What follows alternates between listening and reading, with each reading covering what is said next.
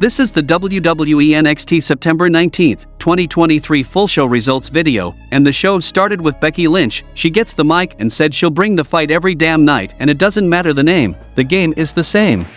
She calls Gigi Dolan, Elektra Lopez, Thea Hale, Roxanne Perez, Ivy Nile, Natalia, and Jacy Jayne out in rhyme. Tiffy time is over, she continues, but Stratton hung with her and pushed her to her limit, and for that she gets her rematch whenever she wants it. Tiffany Stratton comes, and she's getting a rematch, she deserves a rematch, and she knows Becky is the #1 girl, but she's Tiffany Stratton and she's going to win her title back, and she wants her rematch on a bigger stage, and she says she wants it at No Mercy. Lynch says she's a better fighter than a talker, so how about they go punch for punch right now?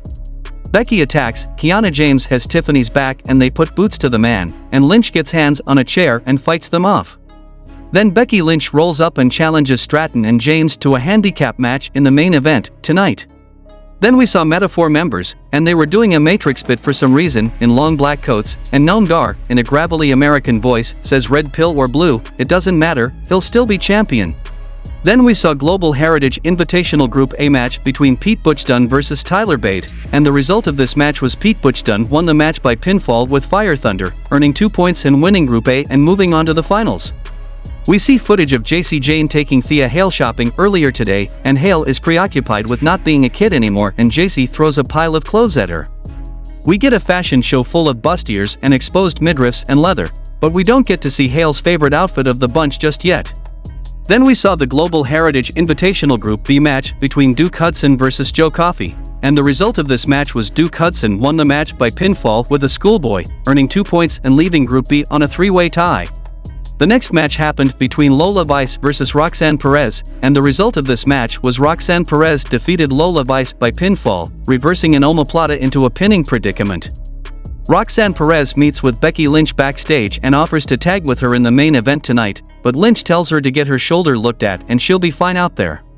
The next match happened between Carmelo Hayes vs Dominik Mysterio, and the match goes to a no contest because Dragunov was outside, and Dominik slapped him, and Ilya attacked on Dominik, and the referee called out the match.